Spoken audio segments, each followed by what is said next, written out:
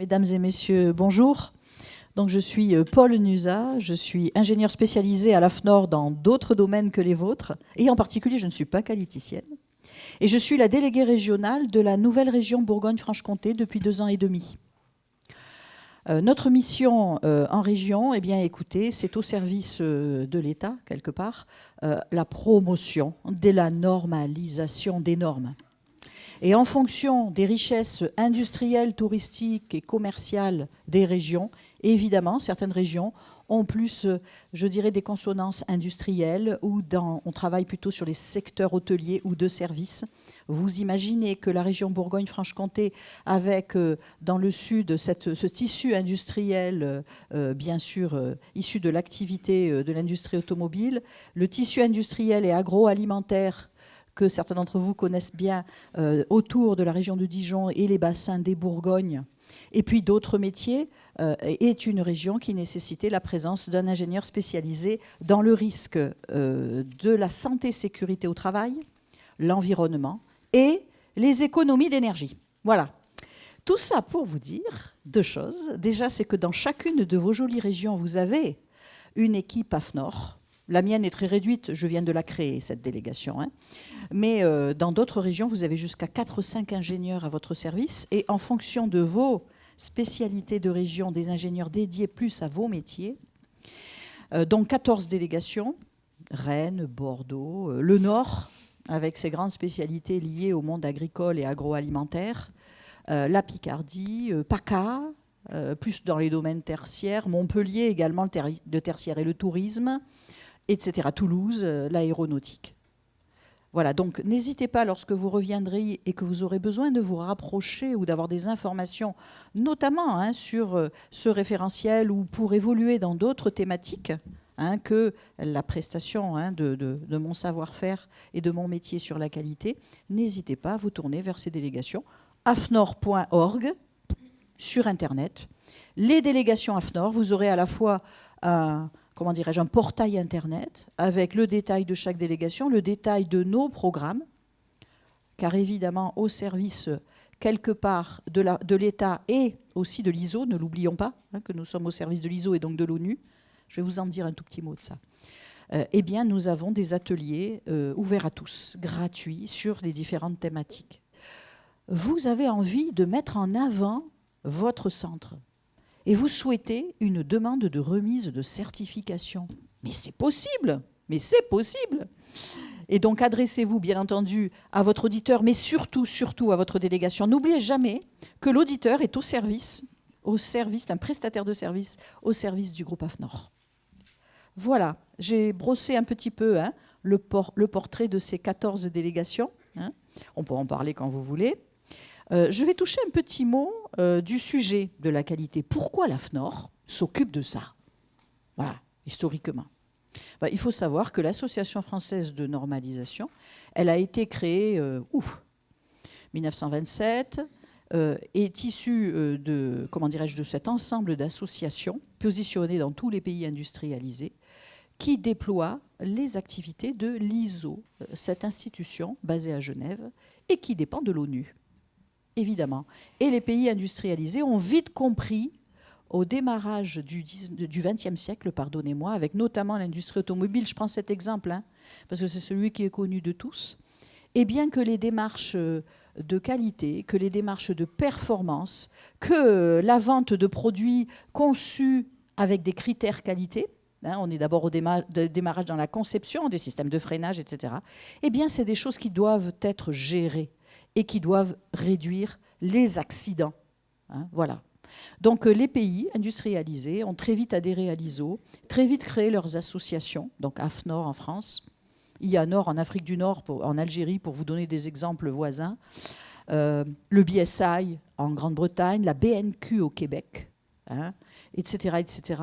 Eh bien, tous ces organismes travaillent à mettre en avant les savoir-faire de leur pays pour pouvoir aller dans le sens, dans un premier temps, de la qualité, au démarrage historiquement, et puis très vite, on en est arrivé à la RSE, c'est-à-dire au développement durable, qui couvre les 7 grandes questions centrales du développement durable, dont, évidemment, la satisfaction client, l'éthique et la qualité.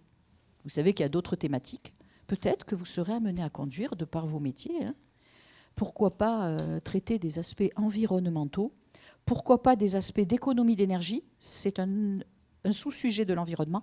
Pourquoi pas des aspects que vous avez déjà dû rencontrer de dialogue social, de bien-être au travail, hein?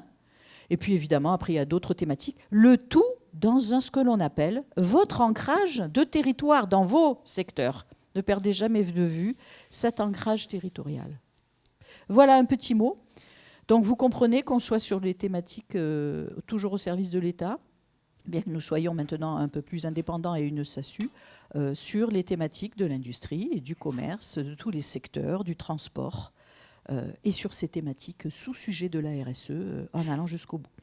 Vite, dans les années 60-70, l'État a compris qu'il fallait créer des labels, hein, pour récompenser ceux qui travaillaient bien, hein, dans les domaines, par exemple, de la qualité. Et c'est ainsi que sont apparus les premiers labels. Alors, votre label à vous, qui a été créé avec, on va dire, vos métiers, c'est un label NF, norme française. Hein. À ma connaissance, il n'existe pas en ISO. Je suis loin d'être spécialiste du sujet.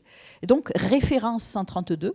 Je vous donne d'autres idées, d'autres références. Par exemple, le service à la personne, si vous avez des parents âgés, par exemple, le service à la personne, eh bien, c'est un autre référentiel. Hein. Il y a 3 jours, je suis allée remettre une certification à un énorme organisme de logements sociaux. Eh bien, là aussi, il y a un engagement de service qui s'appelle Calibaye. Calibaye, engagement de service, pas facile à tenir, et qui approuve que les logements sont bien tenus, etc. Et ils ont rentré dedans, parce qu'ils ont remis à niveau le référentiel, eh bien, des critères d'économie d'énergie, de bien-être au travail dans les équipes, etc. Hein, voilà. Voilà, en introduction.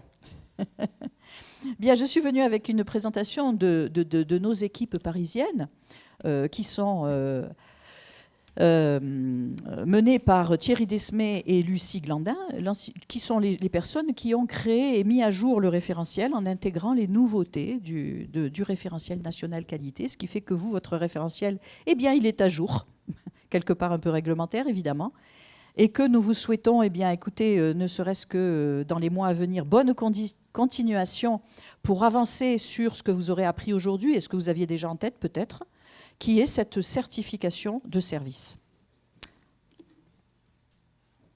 Est-ce que ça s'affiche bien? Je pense que les principes généraux de la certification de service, vous l'avez compris, hein, c'est, nous on dit des promesses explicites sur la qualité, eh bien il va falloir y répondre. Hein, vous avez passé déjà, je pense, 2 bonnes journées sur le sujet, je ne me permettrai pas de rentrer dans le détail. Bien sûr, nous, la filiale du groupe AFNOR, qui a pour mission de développer des certifications, eh bien vous propose un engagement de service. Et c'est cet engagement de service, lorsque vous l'aurez obtenu, eh bien, il garantit que vous avez bien travaillé. Alors, ça se fait en plusieurs étapes, hein, vous allez le voir. Les principes généraux, en général, des certifications de principe, c'est surtout en fonction de vos métiers, de vos critères, eh bien, des critères de mise en œuvre sur la qualité et sur la performance qui auront été écrits dans le référentiel et sur lesquels vous vous engagez. Le principe de l'amélioration continue, qui est une imposition, hein, de l'ISO et de l'ONU, et sur cette qualité de service, eh bien, va être proposé et maintenu. Et premier sous-sujet issu du développement durable, on vous impose évidemment une implication de la direction, l'adhésion du personnel. Vous remarquerez que dans cette version, on ne vous parle pas encore de leadership. Eh bien, si jamais vous deviez revenir travailler avec, de nouveau avec Catel sur ce sujet, on vous parlera certainement de leadership, c'est-à-dire la déclinaison, non seulement l'implication de la direction et l'adhésion du personnel, mais derrière la déclinaison sur la sensibilisation, la formation, les communications que vous allez faire, et l'auditeur ira vérifier tous ces points-là. Aussi, préparez-vous à ces modifications. Alors donc, c'est une accréditation obligatoire, hein, de la part des organismes certificateurs depuis 2009, donc on a suivi le mouvement. Élaboration donc de référentiels en concertation avec vous, comme toujours dans les cas des référentiels de service, et on se doit d'informer clairement sur le sujet. Donc voilà, le référentiel sur lequel vous avez travaillé, je ne me permettrai pas de rentrer dans le détail. Des exemples d'engagement de service, hein, basiques, que l'on peut retrouver, vous retrouverez ça sur ce support. Alors nous, qu'est-ce que ça va vous apporter, cette certification, cette qualification format gris? Eh bien, montrer déjà vos savoir-faire, établir une relation de confiance et de proximité, hein, ça c'est super important, et montrer que vous respectez des exigences de qualité, donc d'éthique, et que vous prenez en compte tous les besoins qui sont attendus. Cela donne du sens à votre démarche, hein, d'aller vers une certification. Ça permet donc, ce travail vers la certification permet de prouver et d'avancer sur la dynamique commune et l'adhésion des équipes, hein, plus tard le leadership, et d'homogénéiser l'offre dans une logique, bien sûr, de PDCA, d'amélioration continue, et puis d'obtenir, bien sûr, cette certification est un plus. Alors, les étapes pour se faire certifier, vous le saviez, je pense, hein, que le référentiel est disponible auprès d'AFNOR Certification et en ligne. Et vous allez devoir préparer un état des lieux de l'existant par rapport aux différentes exigences du référentiel. Mettre en œuvre le référentiel, c'est le travail sur lequel vous avez peut-être déjà travaillé et que vous allez entreprendre maintenant. Il y aura un historique, hein, de 3 mois par rapport à l'audit externe. On vous propose de réaliser un audit interne sur l'ensemble du périmètre. Le périmètre, hein, c'est le domaine, c'est l'application, la zone géographique ou les activités sur lesquelles vous allez déployer ce référentiel. Feu vert pour l'audit, c'est-à-dire que vous contactez nos 2 personnes référentes dont les noms vont apparaître dans quelques secondes. Prenez-vous-y un peu à l'avance, hein, pratiquement 6 à 9 mois avant la période d'audit que vous exprimerez. Et puis, bien sûr, nos équipes vont vous établir un devis que vous pourrez négocier, hein, bien entendu. Hein, c'est un devis commercial comme un autre. On vous fera une proposition d'auditeur. À vous aussi de dire votre mot sur le sujet, vous en avez le droit. Et puis, une première date d'audit, évidemment. On planifie l'audit et on le réalise sur site. Voilà, donc dans nos équipes, chez nous à Saint-Denis, nous sommes basés à Saint-Denis, votre contact principal est Thierry Desmé. Son mail apparaît, son téléphone.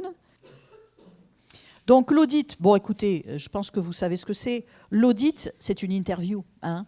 L'audit, c'est bien sûr en salle, mais c'est aussi sur le terrain, hein. C'est monsieur l'auditeur, ma petite comparaison, c'est un peu l'auditeur gadget. Vous voyez, je ne dis pas inspecteur. C'est un autre métier que le métier d'inspecteur, l'auditeur. Il est beaucoup plus ouvert, l'auditeur. Il est à l'écoute. Et puis l'auditeur, à la fin de sa journée, il a bien le droit d'ôter sa casquette et de vous donner quelques recommandations. Je vous conseille évidemment de développer des audits internes avec le même esprit. L'auditeur, vous le savez, il est missionné, c'est un spécialiste du sujet, hein, il est missionné pour vérifier le respect des engagements et il permet de vérifier la tenue de l'engagement dans le temps, parce qu'on va se voir à des dates anniversaires, hein. Je vous ai mis ici quelques exemples de constats avec, bien sûr, le libellé de la non-conformité, hein. Cette non-conformité, elle est libellée d'une façon spécifique, hein. Il y a une norme internationale, ISO, hein, donc applicable dans tous les pays. Vous savez, à partir du moment où c'est ISO, où c'est international, ce qu'il y a de bien, eh bien, c'est que c'est applicable dans tous les pays sans distorsion de concurrence, hein. Excusez-moi. Et cette norme ISO 19011, eh bien, elle nous permet de proposer des libellés rédigés de certaines manières et qui sont un peu uniques pour tous. Donc, ça veut dire que ça limite les excès, hein, et les idées et les tocs des uns et des autres, hein. Voilà, je dis ça, c'est parce que chaque auditeur a un peu ses habitudes, hein. Nous tous, nous avons un cursus différent. Voilà, hein. Donc, quelques exemples de constats. Je vous laisse revenir dessus. Ce support, il a surtout pour but, hein, d'être relu, hein. Voilà, donc cette certification, elle a des étapes en 3 ans, comme tous les systèmes ISO. Quand ça commence à devenir comme ça, dans une situation NF de service, dites-vous bien, c'est que ça risque d'être reconnu internationalement.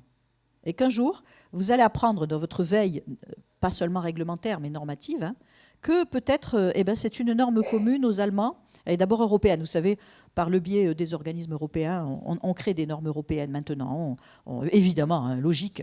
Et puis très vite, on va aller se frictionner aux 3 confrères les plus puissants du monde, les Américains, les Indiens et les Chinois, pour créer des normes internationales. Donc, regardez ça de près. Pour le moment, elle est faite à façon, elle est de notre pays, mais peut-être qu'elle risque de s'étendre, hein. Donc, un pas de 3 ans. vous trouverez ce site. Et votre contact, non pas en termes de rendez-vous de certification, mais sur des échanges, des supports, de nouvelles idées, eh bien c'est la deuxième personne de cette équipe, c'est Lucie Ganzin, que vous trouverez à ce mail et à ce téléphone. Allez, je vous écoute si vous avez des questions.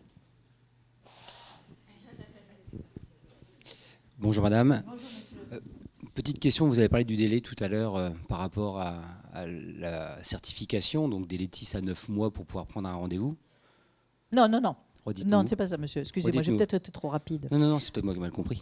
Oui, vous avez compris. Hein, c'est, allez, 6-9 mois, je décide de me faire certifier et je me dis, mais je vais attendre le dernier moment pour téléphoner à Lucie ou à Thierry pour prendre un rendez-vous de certif. Et non. Des organismes qui se font certifier, on en a plein. Donc ça veut dire qu'il vaut mieux planifier ce rendez-vous, même si vous n'êtes pas tout à fait prêt. Voilà. Et donc, nous vous conseillons de vous y prendre 6-9 mois à l'avance, d'obtenir ce devis, de planifier une date. Ensuite, vous modifierez, hein, vous verrez avec Lucie, hein, qui est votre rendez-vous, votre contact, pardonnez-moi. Mais voilà. Même si vous n'êtes pas tout à fait prêt, prenez ce... C'était là mon message. Écoutez, merci pour cet échange en tout cas et bon courage pour la suite et pour la dernière journée.